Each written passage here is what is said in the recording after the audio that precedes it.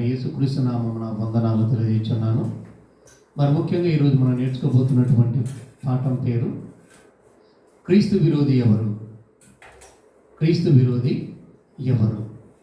ఈరోజు సమాజంలో క్రీస్తు విరోధి అనగానే మనకు అర్థమవుతున్నది ఏంటిదంటుంటే, నాస్తికులు, హేతివాదులు, ఐందవ సహోదరులు వీళ్ళను పట్టుకొని క్రీస్తు విరోధులు అనుకుంటున్నాం. అది తప్పండి. బైబిల్ ప్రకారంగా అది తప్పు. ఎలా తప్పు అని అంటుంటే, బైబిల్ ప్రకారంగా మనం ఒకసారి ఆలోచిద్దాం. మత్తయి సువార్త 12వ అధ్యాయము 30వ వచనం. మత్తయి సువార్త 12వ అధ్యాయము 30వ వచనం. 12వ అధ్యాయము 30. నా పక్షమున నుండని వాడు నాకు విరోధి, నాతో కలిసి సమకూర్చని వాడు, చెదరగొట్టువాడు. నా పక్షమున ఉండని వాడు నాకు విరోధి అంటే క్రీస్తు పక్షమున ఉండకుండా ఉంటున్నటువంటి ప్రతి వాళ్ళు ఎవరికి విరోధులంట? యేసుక్రీస్తు ప్రభువారికే విరోధి. ఎలా విరోధి అనంటే, ఎలా వీళ్ళు విరోధులవుతున్నారు?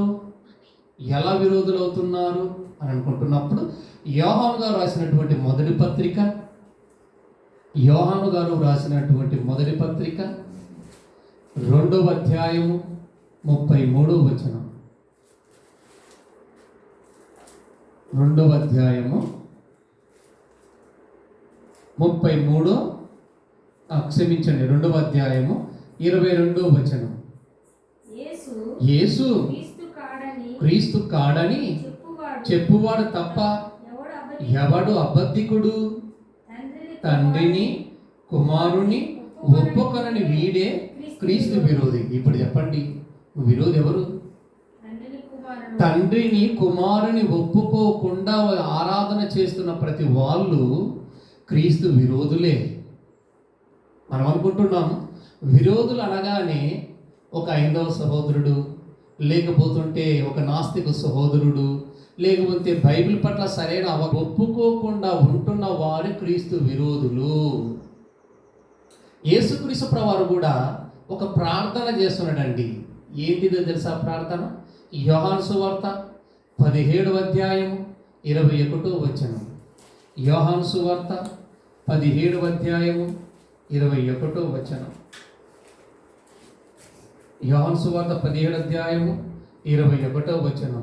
తండ్రి, నాయందు నీవును నీయందు నేనును ఉన్నులాగున వారును మనయందు ఏకమై ఉండవలనని వారి కొరకు మాత్రమే నేను ప్రార్థించటలేదు. వారి వాక్యము వలన నాయందు విశ్వసించు వారందరూ ఏకమై ఉండవలనని వారి కొరకు ప్రార్థించుచున్నాను.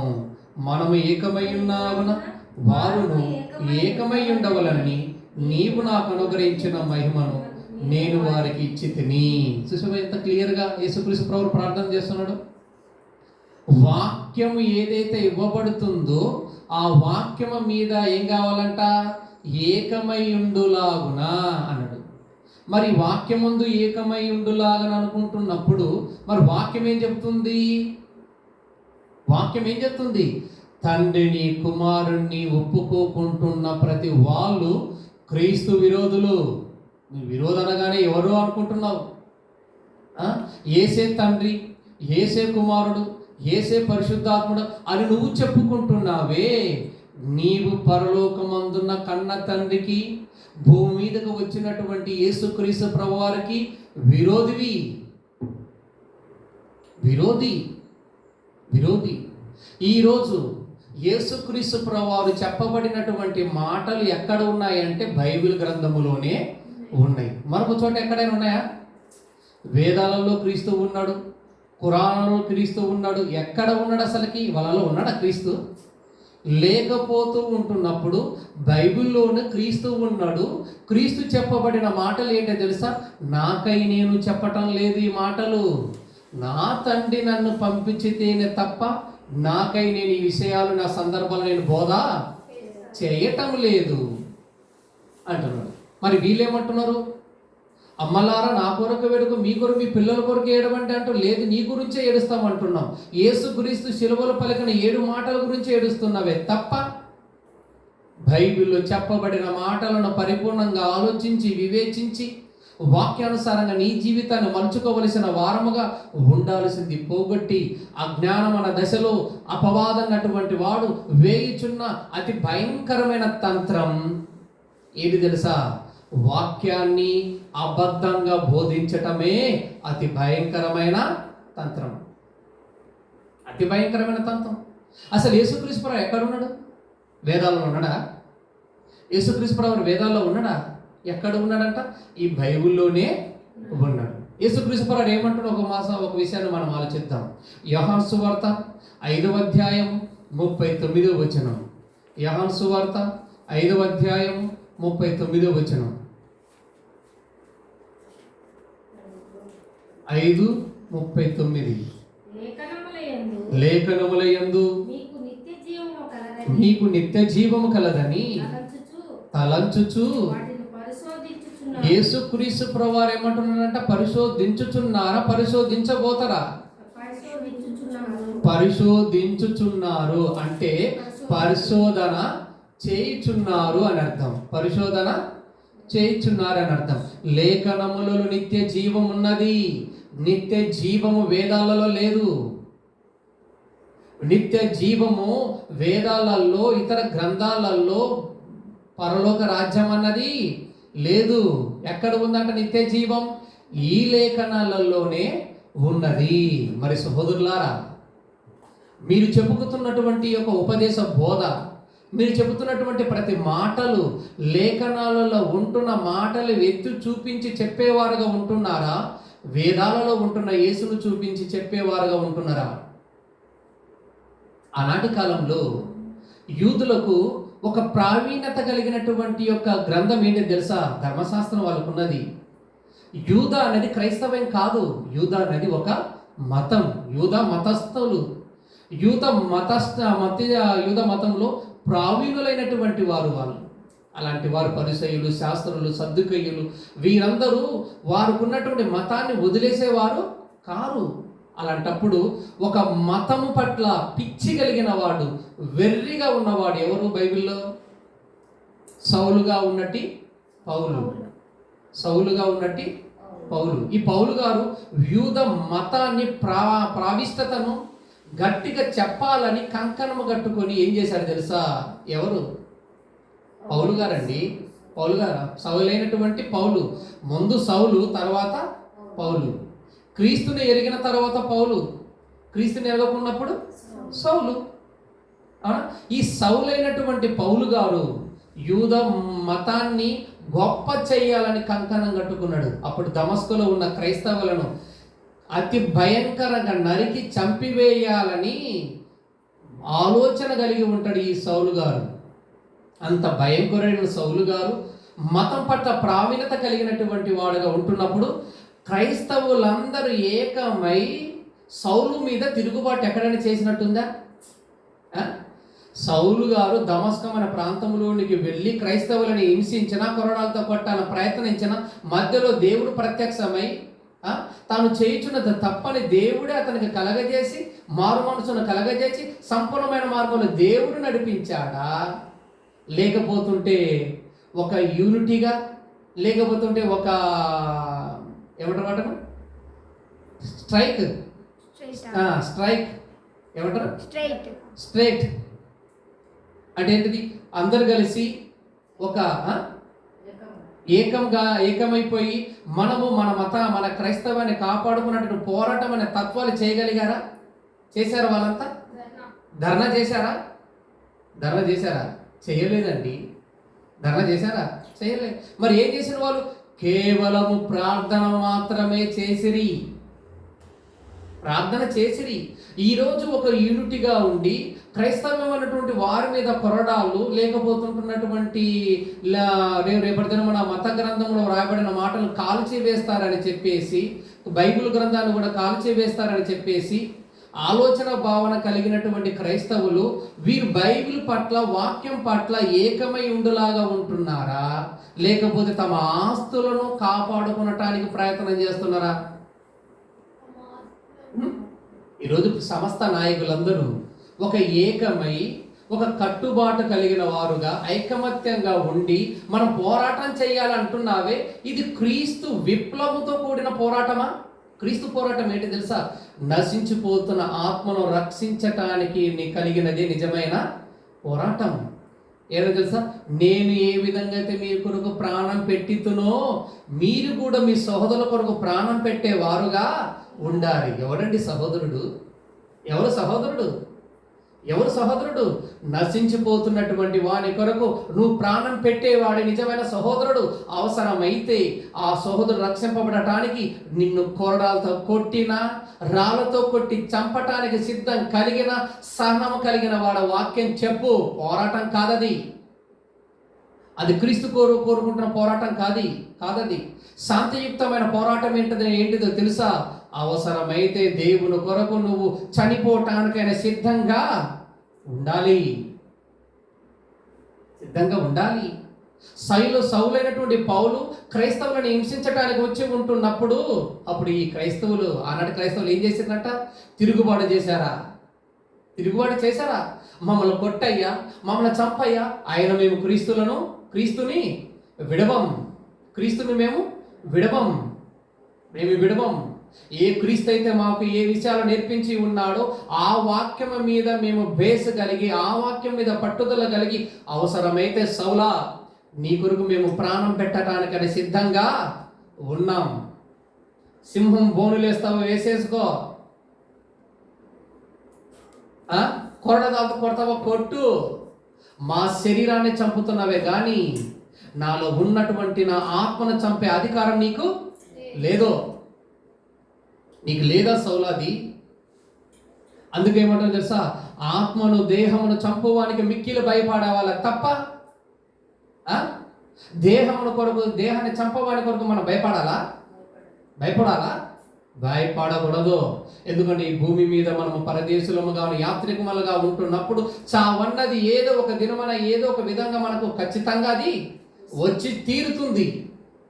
దానికా నువ్వు భయపడేది? క్రీస్తు విరోధులు ఎవరో తెలుసా? సరైనటువంటి వాక్యం పట్ల సరైన అవగాహన లేనటువంటి వాడు క్రీస్తు విరోధి.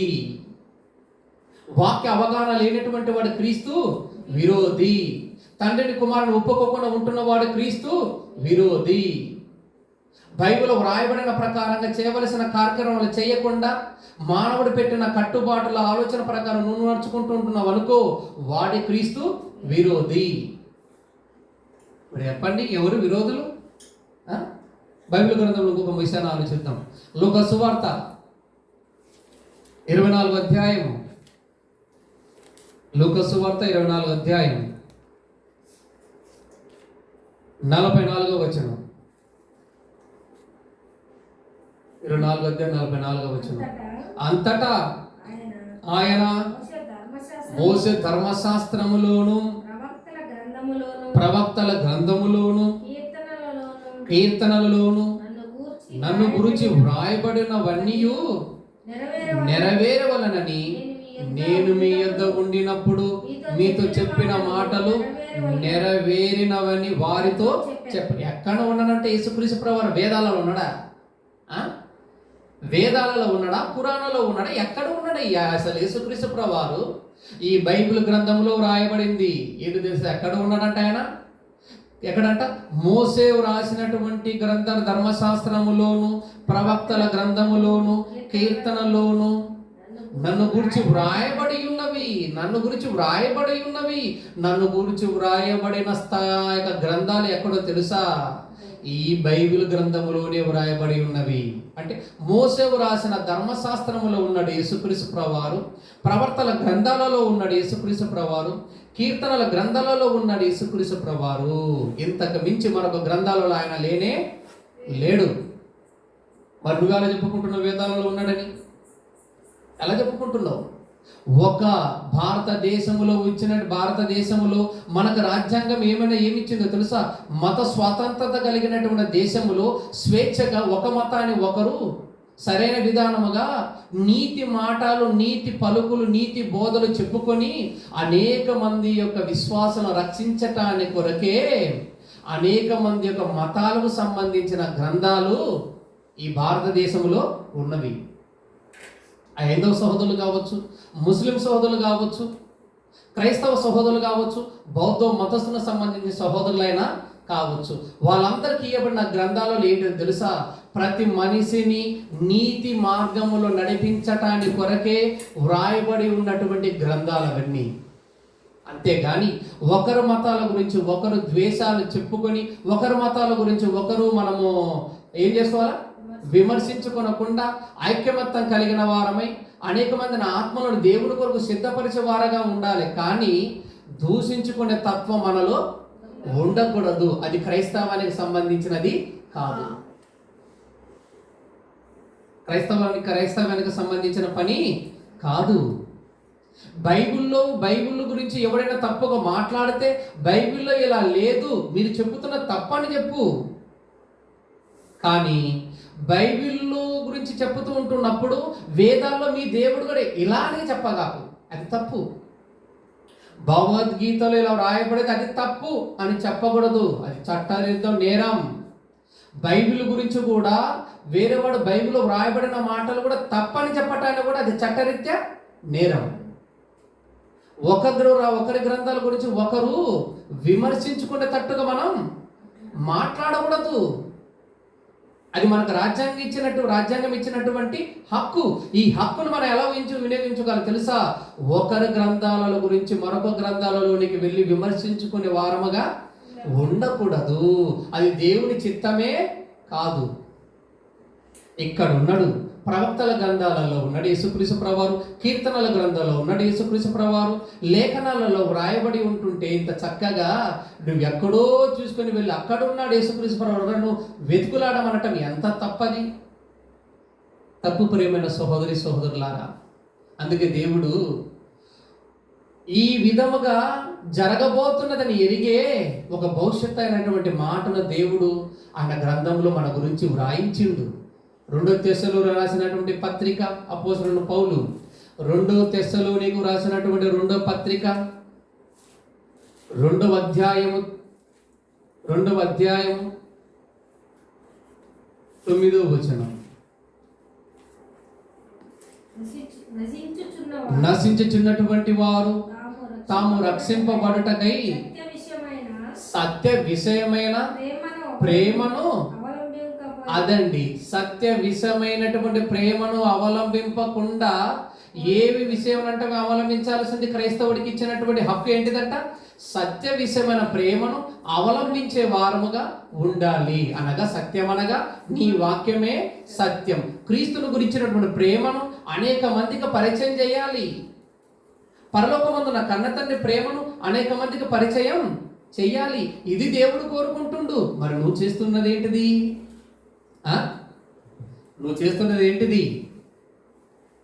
చెప్పరు. మీరు చేస్తున్నది ఏంటిది? సత్య విషయమైన ప్రేమనాది?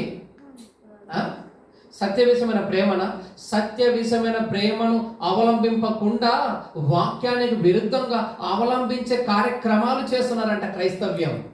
ఈ రోజున సత్యం అంటే బైబిల్లో వ్రాయబడిన మాటలు చెప్పయ్యా, అనేక మందిని రక్షించయ్యా, క్రీస్తుని గురించిన మార్గంలో నడిపించయ్యా, క్రీస్తుని గురించిన మాటలు చెప్పి వారిని రక్షించేవారుగా ఉండయ్యా అని చెప్పమని చెబితే వీరు ఏం చెబుతున్నారంట? కింద చదవండి. ఏం చెప్తున్నారంటే వీళ్ళు ఏం చెప్తున్నారు? వాని రాక అబద్ధ విషయములైన, చూసారా, అబద్ధ విషయములైన సమస్త బలముతోను నానా విధములైన సూచక్రియల జరగవు, అద్భుతాలు జరగవు. అయినప్పటికీ ఏమంటారంట? ఇవి జరుగుతున్నాయి, క్రీస్తు వలన జరుగుతున్నాయి అని చెప్పి మోసపరిచే దెయ్యపు ఆత్మ వలన క్రైస్తవ్యాన్ని, ఈ యుగ సంబంధమైన దేవత గురుడితనాన్ని వారికి కలుగజేసెను.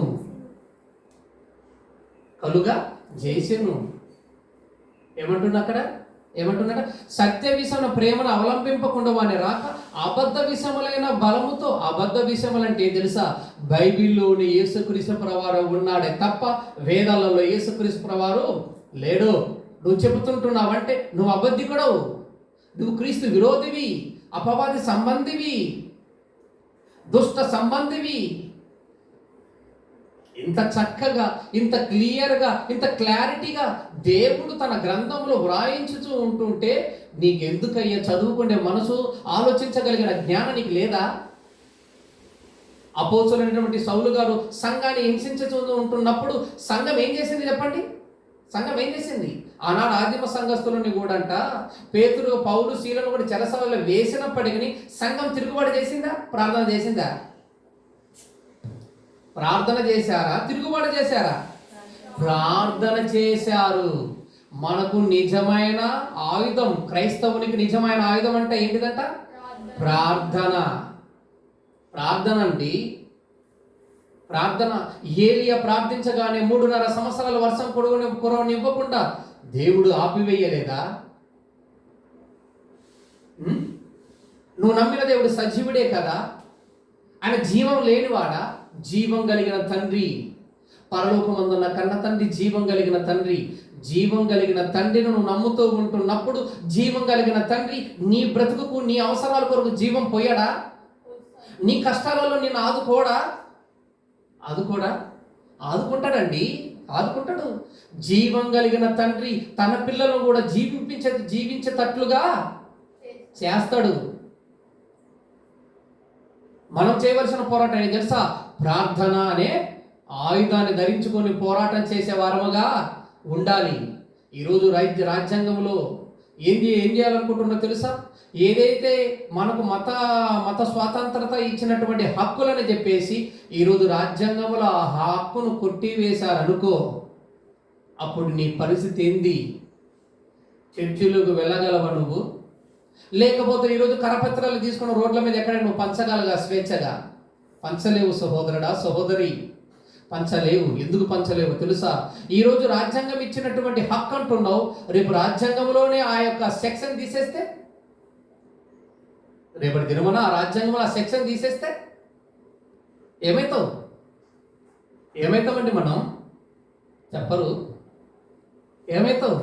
అప్పుడు నీవు 4 గోడల మధ్యనే ఉండాలి తప్ప బయటికి వెళ్ళి మీటింగులు పెట్టుకోవాలన్నా, కరపత్రికలు పంచాలన్నా ఒప్పుకుంటారా? ఒప్పుకోరు. ఎందుకు ఒప్పుకోరు? ఇప్పుడు రాజ్యాంగం మాకు ఇచ్చిన హక్కుగా నువ్వు ఎలా వినియోగించుకుంటున్నావు? దాన్ని వ్యర్థంగా వినియోగించుకుంటున్నావు. రాజ్యాంగం ఇచ్చిన దానిని వ్యర్థంగా వినియోగించుకుంటున్నావు. ఒక హైందవ సోదరులు కానీ ఎక్కడైనా కానీ ఏ విధంగా పత్రికలు పంచటం లేదు. ఒక ముస్లిం సోదరు కానీ ఎక్కడైనా పత్రికలు పంచుకున్నట్టుగా లేదు. కేవలం పత్రికలు పంచి స్వేచ్ఛగా వెళ్ళి సువార్త చేయవాడు ఎవరంట? క్రైస్తవుడు. ఈ పత్రికలు, ఈ మీటింగ్లు, ఈ కార్యక్రమాలు జరగనివ్వకుండా ఆపివేశారు అనుకో, అప్పుడు సువార్త అనేది ఏమైపోతుంది? తగ్గిపోతుంది. అప్పుడు సువార్త అనేది తగ్గిపోతుంది. క్రైస్తవ్యంలో ఐకమత్యత తగ్గిపోతుంది.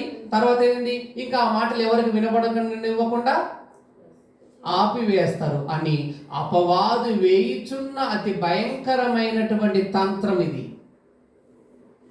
ప్రేమైన దేవుని వారలా, ఇది మిమ్మల్ని ప్రేమపూర్వకంగా చెబుతున్న మాటలు తప్ప ద్వేషముతో, పగతో, ఆలోచన భావంతో చెబుతున్నటువంటి మాటలు కావు. ఎందుకో తెలుసా? రాబోతున్న భవిష్యత్తును గురించి దేవుడు తన గ్రంథంలో ముందుగానే మనకు వ్రాయించిండు. వాని రాక ఎలా వస్తుందంట? అబద్ధ విషయములైన సమస్త బలముతోను నానా విధమైన సూచక క్రియలతో వాడు వస్తాడు మీ దగ్గరికి. వారిని మీరు స్వీకరించొద్దు. వాడు మహాక్రోధుడు, దుర్మార్గుడు, దేవుడి గురించినటువంటి మాటలు చెప్పనివ్వకుండా రాబోతున్న తరాల వారికి బైబిల్లో ఉన్న మాటలని ఆపివేయాలనే ఆలోచన భావన కలిగి వాడు చేయించిన పనిని వాడు చేస్తున్నాడు. అపవాది ఎలా వచ్చిందంట? వాడు భూమి మీదకి ఎలా వచ్చిందంట చెప్పి మనం ముగించుకుందాం. ప్రకటన గ్రంథము 12వ అధ్యాయం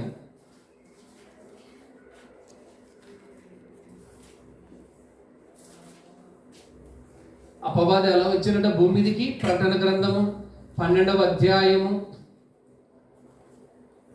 12వ వచనం. అందుచేత పరలోకమా, పరలోక నివాసులారా ఉత్సహించుడి, భూమి సముద్రమా మీకు శ్రమ. అపవాది తనకు సమయము కొంచెమేనని ఎరిగి తెలుసుకొని బహుక్రోధుడు గలవాడై మీ ఎద్దకు దిగవచ్చి ఉన్నాడని చెప్పాను. పరలోకమందున కన్న తండ్రి ముందుగానే భవిష్యత్తుని ఎరిగి ఈ ప్రకటన గ్రంథములో దేవుడు, పరిశుద్ధాత్మ దేవుడు ముందుగానే వ్రాయించిండు. ఎలా వ్రాయించిందంట? బహుక్రోధము కలిగిన వాడై మీ యొద్దకు దిగి వచ్చిండు. ఎలా దిగి వచ్చినంట? సమయము ఉన్నదని దిగి వచ్చాడా? సమయము లేదని దిగి వచ్చాడా? తనకు సమయము కొంచెము కాలం అనేది భూమి మీదకి దిగి వచ్చాడు. నువ్వేం చేస్తున్నావు తెలుసా? మాకు సమయం చాలా ఉంది, నాకు సమయం చాలా ఉందని 4 గోడల మధ్య కలిగిన వాడువగా ఉండి ఒక పాట పాడుకోనో, లేకపోతుంటే ఒక భజన సంబంధన కీర్తన పాడుకోనో, లేకపోతే కానుకలు ఇచ్చుకొని మనుషులు కల్పించిన పద్ధతులు ఆచార పద్ధతంగా నువ్వు చేసుకుంటున్న కార్యక్రమాలు చేసుకొని ఇలాగ వెళ్ళిపోమని చెప్పేసి అపవాదు వేచున్న అతి భయంకరమైన తంత్రం అది. వానికి సమయం లేదు, మరి నీకు కూడా సమయం లేదు.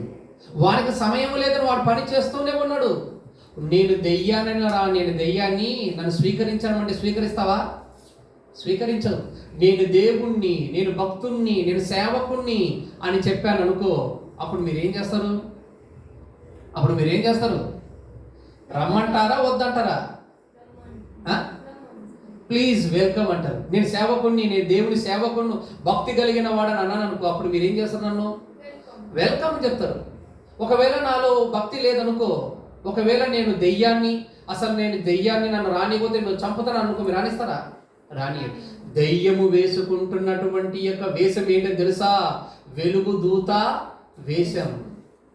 వాడు లోపల తోడేలు, బయట గొర్రెపు చర్మం. లోపల స్వభావం ఎలాంటిదంట? తోడేలు స్వభావం. బయట ఎలా కనిపిస్తాడంట? గొర్రెగా కనిపిస్తాడంట. మరి లోపల ఉన్న స్వభావాన్ని పట్టుకోవాలా, బయట ఉన్నటువంటి స్వభావాన్ని పట్టుకోవాలా?